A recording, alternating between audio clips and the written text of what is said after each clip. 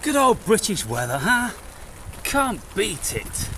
So, because I'm still waiting for my camcorder, I've still got things to say. And so I thought I'd make this video using my phone and see what it turns out like. Now the thing about phones, compared to decent camcorders, the phone doesn't have the camera vibration facility. The camcorder that I use eliminates 90% of this jolting around because it's got a, what would they say, it's like a mobile lens. The camera lens sits in like a bubble and it floats around, and so it takes most of the vibration out of the movement. So anyway, whilst we're on technicalities, I have this windproof umbrella, and it's got double struts in it, because with regular umbrellas they blow open, right? And you can see this one, it's got spring mechanisms, it's got super springs in the top there, and I think, you know, this thing's only about £9, so relatively inexpensive. Anyway, I thought I'd venture out into the British summer side, summertime weather, can't beat it. But look on the bright side, guys and girls, look at all the mushrooms that are growing, look at all the foliage and vegetation which is having a wonderful time. Absolutely amazing. All of the beech nuts have fallen all over the floor. They are already ripe. And so what's happened? I mean, it's like only early August, but so many fruits are already ripening and falling off the trees. So it appears that the summer came early in relation to the growing of things due to the amount of water, and it will probably leave early also, which isn't what we want. Hopefully we'll have a couple of months of sunshine, so we don't get too depressed and dejected about being British. Oh God. Anyway, I'm just going to be having a general conversation today, because I've got half an hour whilst I'm walking to the gym. I've been rewriting my book, because what turned out was that one of my viewers and friends took it upon himself to edit one of the chapters, and I was very impressed with that, and I was kind of shocked and mortified at the amount of mistakes that this Grammarly, as it keeps going really dark, Grammarly editing package said I was making. And so I edited 4 of the chapters, and they took an enormous amount of time, because as soon as you put a suggested comma in a place, then it changes the whole structure of the sentence, and then it wants you to take words out, put words in, replace this line and that word, and before you know it, you end up writing the whole book again. And what I've found is that what this package does, it takes out the humanism. Now, listen to me what I'm saying here, people. This is really important. It takes out the humanism of what I am writing. Now, everybody that has commented or sent me an email in relation to the chapters that they've read, they've all commented that it's very well written and they've really enjoyed it. And when I read my unedited versions, I'm pretty happy with them. They seem pretty fluid and make sense, and lots of the paragraphs, they're pretty lengthy because that's how we speak. We don't speak in staccato. I'm walking down the road. I'm going to the gym. It's a rainy day. No, we don't do that. But that's what this package wanted me to do all the time. And it was very insistent. And then when you dismiss the suggestion of the package, you think that's done and dusted. You scroll down, taking care of other errors. And when you go to look back, it should be nice and clean and there should be no underscoring of anything. All the errors which they have suggested and I've dismissed are back again. And so it's like, fuck you. Really, fuck you. I'm going to be master over this package, not you. But then, my saving grace is this, people. When I'd saved my 4 chapters, and each chapter has a minimum of about 9,000 words, and so they're pretty lengthy, a minimum of like 13 pages. The one I'm working on now, which is chapter 6, is already up to 22 pages. When I finish these and I save them, and I've checked that some of it is what I changed and wanted it to be, then when I open them at a later date, I'm like, what on earth's gone on here? Because something hasn't been saved. And then it turns out, this is the beautiful part of it, and this is why I say in my book, and I speak to you people, and I say that something is guiding me, and I do really consider that I have a guardian angel. There is something, somebody which is looking after me, and I've always maintained that the universe has got my back. And even in recent times, this last year, I had a wonderful year. Everything went my way. It couldn't have been better. The whole experience of this last year, it couldn't have been better. It was perfect from beginning to end. And people wouldn't think that's possible. Bearing in mind what I'm speaking about. But I know you all are aware of where I am with that. And you know that I don't speak of it here because this channel doesn't need that level of energy. I'm going to speak about that at a later date when I've written this book. You see, I can't even speak language, the English language. That's why I need Grammarly. Not. Because I can make my own corrections. And so anyway, I almost yesterday felt like giving up writing this book.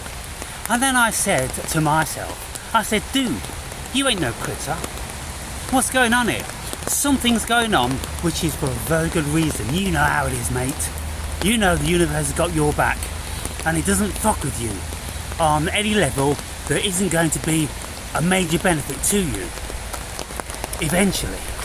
And so I settled down again to rewrite my chapters, and laying in bed last night, having had a meditation for about an hour, contemplating on it a little bit, I reflected that yes, it's been a beautiful thing that Grammarly package never saved those 4 chapters, because if those chapters were saved, then my humanism, my unique way of expressing myself wouldn't have been there, and the book wouldn't have had the heart that it's going to have. And so I'm like, I've got to make a little bit of a video about this, because there's more to this world, people, than meets the eye. something really is going on over and above that which we think is going on. There really is some spiritual context to this universe, and as I write, and I think it's my second chapter, or my first chapter even, I state very expressively that I am under no delusion about being an autonomous creature. I'm not an autonomous creature. And albeit people would think that, well, you've travelled all the way around the world, Aaron, and you've done all these wonderful things and all that, this, that and the other. And I would go, yeah, but every single step of every journey I've ever made has placed me where I am today.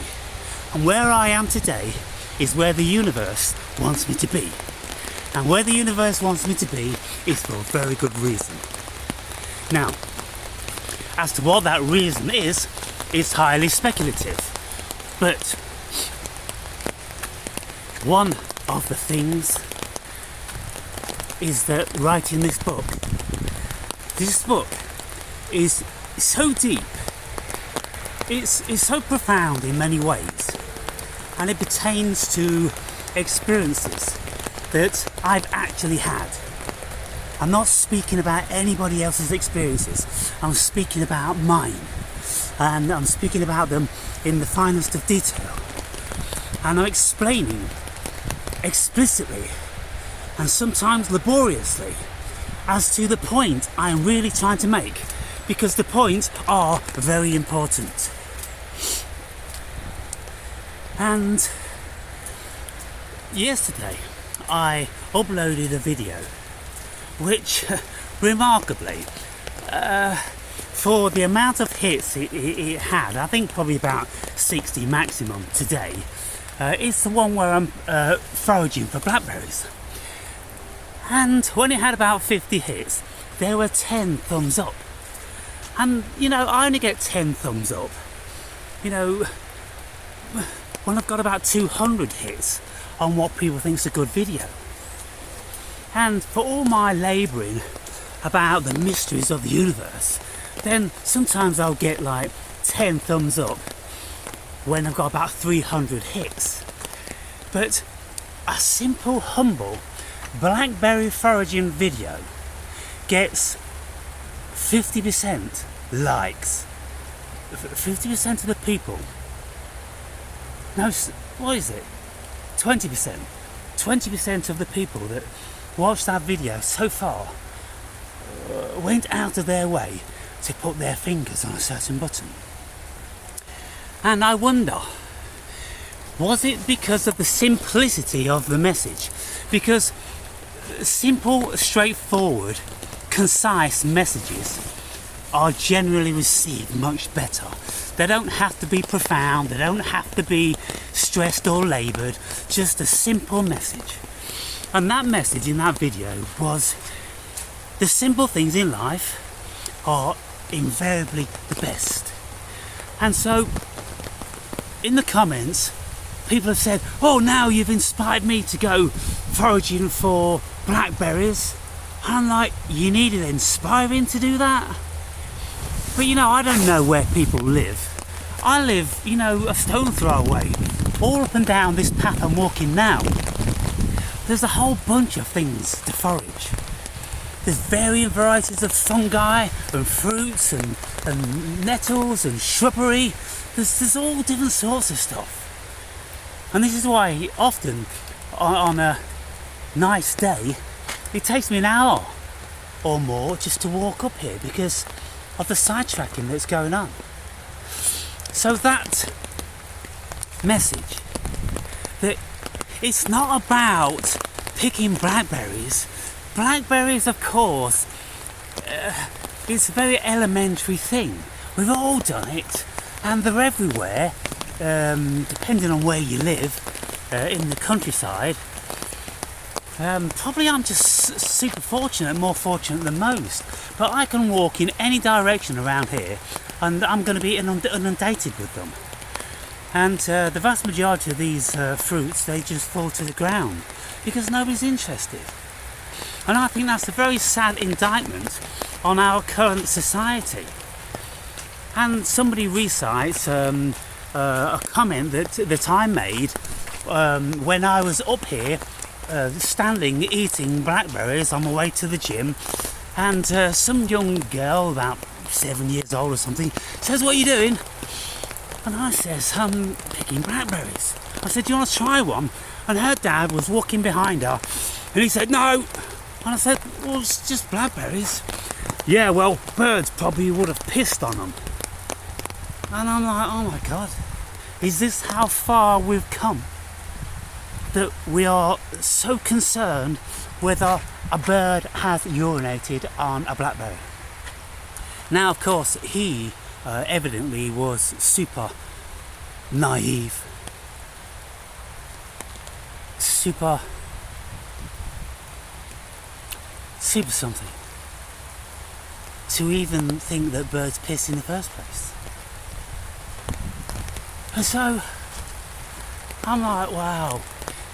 And then one of the viewers, a friend of mine, he's mentioning something. We were speaking about pea shooters because we're speaking about this poison hemlock. And during the Second World War, there was a bunch of kids, I don't know, probably only a few to be fair, which had died from using poison hemlock stalks as pea shooters.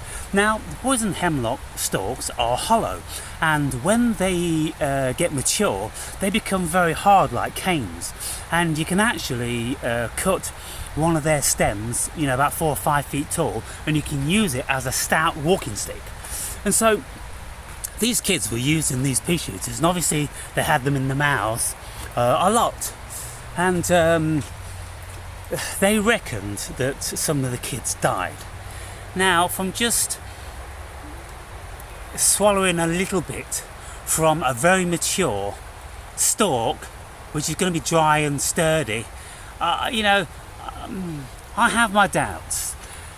Probably it was just another one of those bouts of propaganda. And the reason why this came about is because this friend of mine, he sent me an article through of one town in this present day having an uproar about one poison hemlock plant being on the sidewalk overhanging the path on the way to kids' school. So all these kids were walking by this poison hemlock plant. "It must be removed instantly. It's a danger to our children."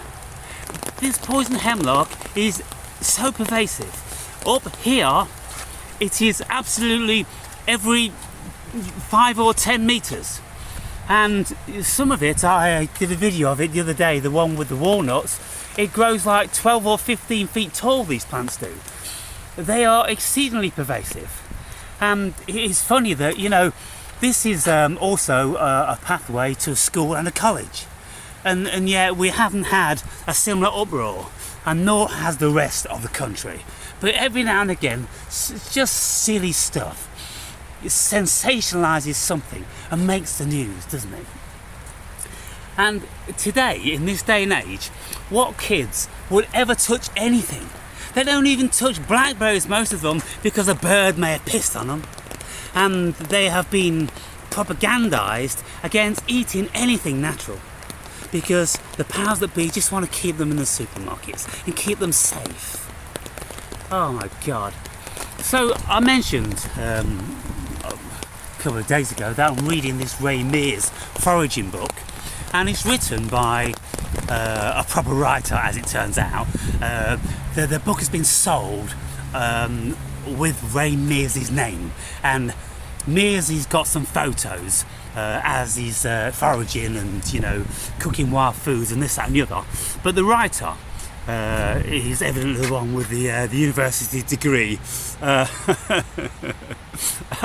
his name comes a very second best on the front of the book is Ray Mears, big and bold, and then it's got his name, which is kind of obscure, with very similar colourings to the background, so most people won't even see it. But anyway, I digress. So in this book it's speaking about our ancestors and all the things that they ate, and how, it's speculated that they would have prepared them, and all this sort of stuff. And what I say to you guys is, look, it's not about finding these mushrooms. You don't have to eat any of them if you don't want to. But when you do eat them, there's something that happens. And I'm still here, so that something that happens isn't I die, right? Of course I'm very careful about what I'm eating, but I'm not going to bow down to the terrorizing which has been so prolific for this last 20 years of my life. When I was growing up as a kid, we wouldn't have heard of any of this stuff, and it's a wonder we all survived it, because hemlock was all around just the same as anything else was. And so, but it's the actual involvement, because what it does is it takes you back into the collective unconscious of our ancestors. And these blackberries that we're eating today, those of us that do, are tasting exactly the same as they did to Neanderthal man. And so when Neanderthal man was foraging for these wild foods, it's the same consciousness which was experiencing them. And as I put them into my mouth, and you've seen me, you've got like, oh, wow, it's a sensory explosion, sourness and sweetness, and it's beautiful. And our ancestors, even up to a couple of 100 years ago, they would have had to have waited a whole year before they could experience that sweetness again.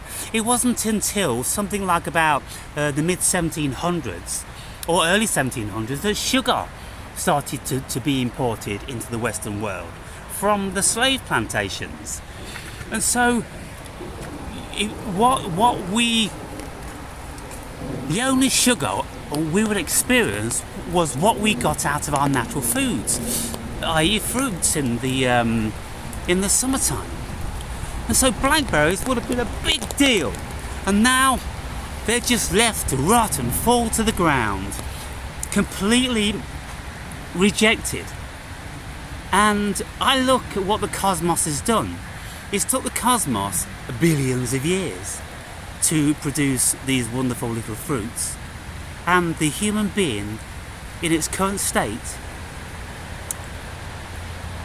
has no respect for that. It has no respect for the labours of the universe and Mother Nature. Blackberries all around here, you see.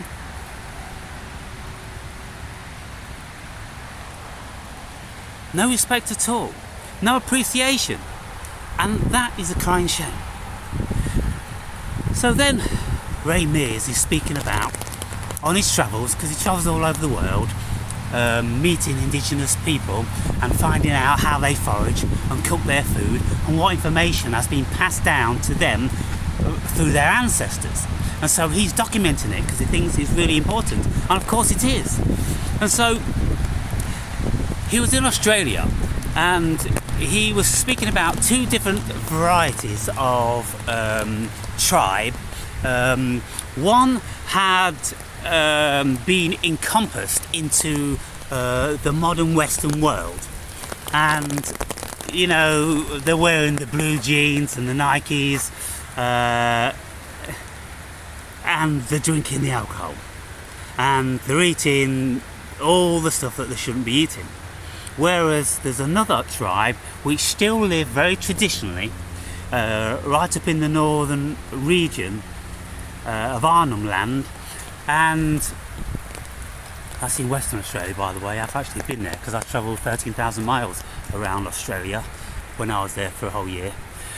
And so these Aborigines, still living off the land, speak about the connection that they've got, and all these foods have spirits, and all the women They do the gathering whilst the men do the hunting, and the women have songs which they sing whilst they're gathering and preparing these foods. And basically they are recitations of the actual actions and preparations which they go through when they are looking for, finding, preparing and consuming. And so this way, you see, the procedure and the information and the knowledge is always passed down. And it's a beautiful thing, isn't it? You know, there's no need to etch the recipe or the procedure on a cave wall. You just sing it and you teach it to your kids and they teach it to their kids, and then that way everybody knows.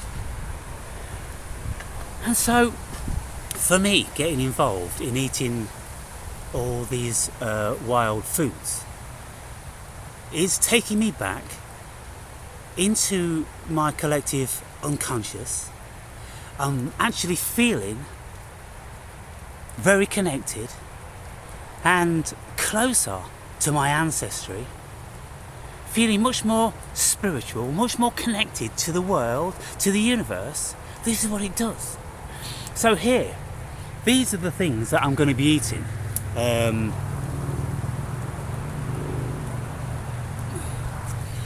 They're hawthorn berries, and we've all seen those for years and years as we grew up, if you live in these sort of western countries. And you know, we was always considered that they may be poisonous. We never knew anything about them, but we probably tried, you know, nibble on one when we was kids, as we do, being curious. I remember I did, and they weren't that palatable.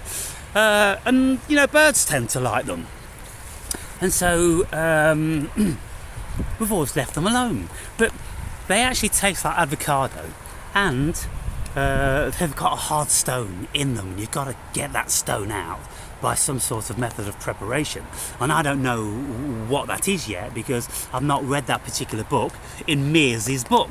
But he's got a section on the picking and preparing and the consuming of these hawthorn berries, and so I'm going to do that. I'm going to do it with acorns. You can actually eat acorns. There is a very laborious preparation, like there is for pickling walnuts.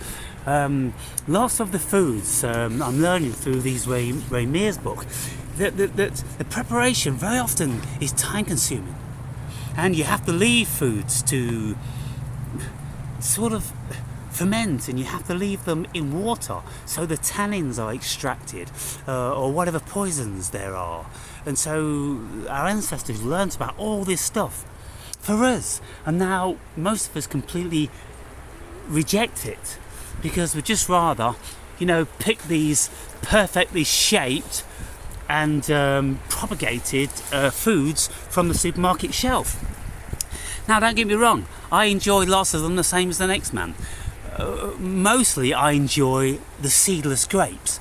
Plump, firm, crunchy, juicy, tasty, seedless green grapes. Wonderful.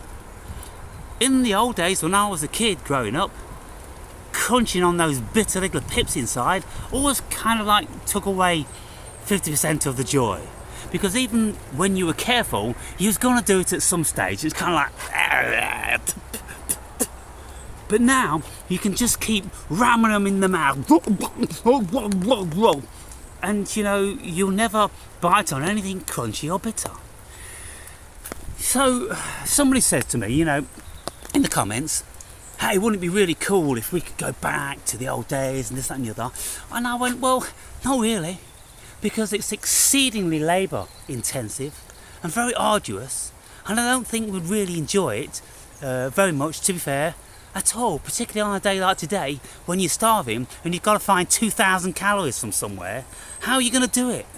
You've got to be out, getting absolutely soaking wet, getting cut to pieces by climbing up these bramble trees and everything. No, I don't think it would be cool, to be fair. On a day like today, praise the Lord for supermarkets, right? But to have both worlds, to have our fridge freezers and cupboards and fridges packed with lots of beautiful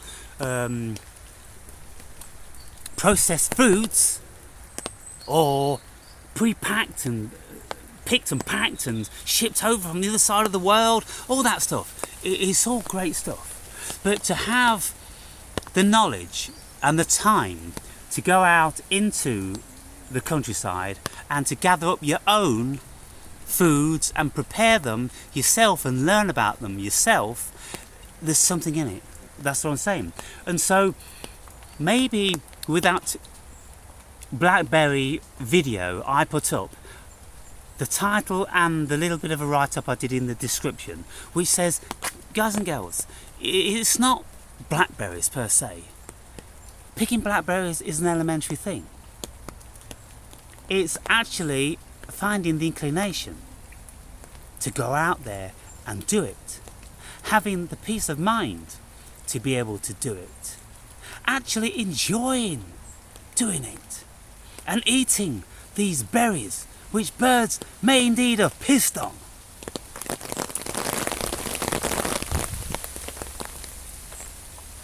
Oh, a thrush. I haven't seen a thrush in a long time. And damn, the thing is, I can't see it that well because I've not got my proper glasses on. My proper glasses are here. But it's just up there and I can see its breast. You know, thrushes in this region, they have diminished by about 50%. And the nature reserve doesn't know why, and there doesn't have to be anything nefarious. Animals and plants and all living organisms, they come and go for varying reasons, many varying reasons. And some just decide to migrate to a different environment because the food stuffs are more prolific. And so, yeah, it's beautiful when you see a thrush. Really, it touches me to my soul. Why? Why is that? You know, these are questions that I ponder. I want to know why seeing a particular bird over and above another means so much to me. Is it because of the rarity? Is it because of their beauty? Lots of things.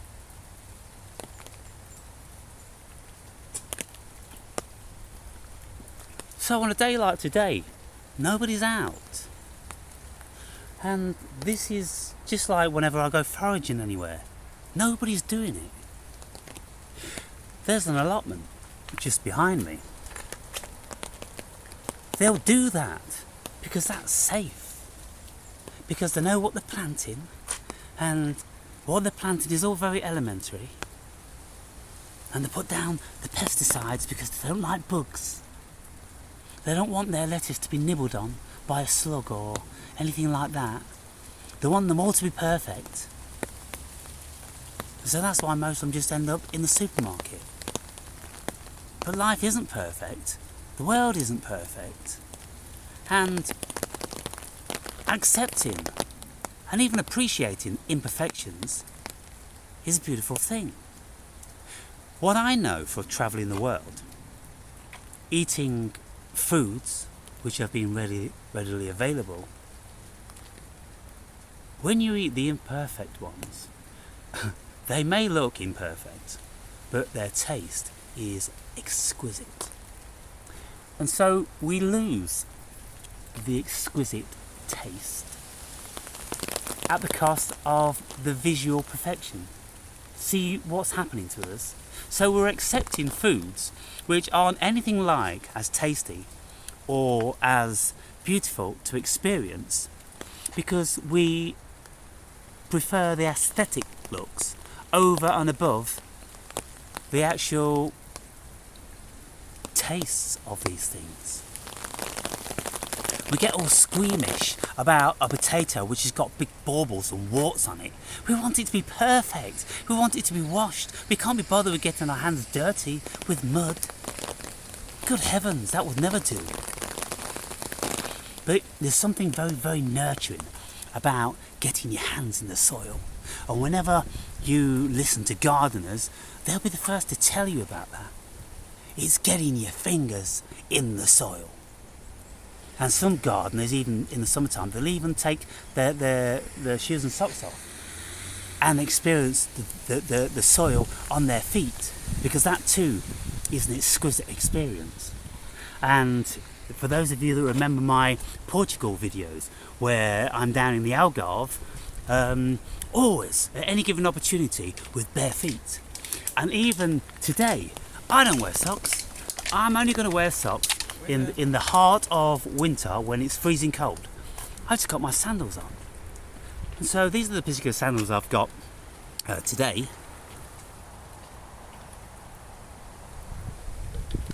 They're my foraging sandals because they give my toes much more protection than my open sandals, which I wear when I'm just casually walking around. And they're very robust, and they're good looking shoe as well. And so there you have it, people. I'm almost at the gym. Just wanted to mention a few things and keep in touch. My camera's been delayed by about a week, but you know, what's the hurry? That little mishap probably will turn out to be of some benefit, because this whole experience using the phone might be a better quality, or at the very least a quality that is tolerable. And the phones are much cheaper. I don't have to take anything like the amount of care over a phone as I do the camcorder. And so it might be the way forward. Well, this is only a cheap phone. It's £100 phone, you know. If I had like an iPhone for £1,000, I think they are these days, then I'll be getting much better quality with the audio and the pixels. So, well, the umbrella, you know, is faring up well. There's a bit of a breeze, and it's holding in there, you know. Woo! I'm going to be getting carried away like Mary Poppins in a minute. So best close this down, get in the gym, and keep it real. I'm working up towards doing a little bit of a photo shoot with myself for my 60th birthday, because I don't know how many more years I'm going to keep this up for. I remember it was like 10 years ago, I was approaching my 50th birthday, and this is when I was in the depth of my dark night of the soul. I didn't want to do it. I went through 2 or 3 years. I've still come to the gym, being very, very disciplined and regimented, and doing my workouts kind of like half-heartedly, but I still, you know, once you start doing a bit, then you get into it. And then I say to myself, well, you're here now, mate, you may as well have a good session. And so I'd always end up, you know, having a good session. And so that's like these days, you know, I'll get here and I'm just on autopilot whilst I'm walking here. It's just a thing I've done for so long. And as soon as I get in there, I'll just do what I've got to do, and then, you know, look forward to continuing with all the other facets of my life. But to have a well-kept and healthy body, it's most certainly one of the things that takes me closer to God. And in one of the chapters of my book, I'll be speaking about that. There's something very, very special when we get to a height of physical fitness. You are so much more connected to the natural world, and when you are connected to the get over there, connected, it can serve as a comb as well, you see. So it wasn't money, you know, poorly spent. When you are fit and healthy and you're out in the world, you're connected to it. The breath is very important. You're breathing deeply. You're not breathing shallowly or under duress, like your body is a living hell. No, you can run and you can be doing active and you can get your heart going. And then, and you feel like a Viking. And you feel awesome. And you're closer to God. Are you getting it now, people? Or shall I keep labouring it? I'm writing a book about it anyway, so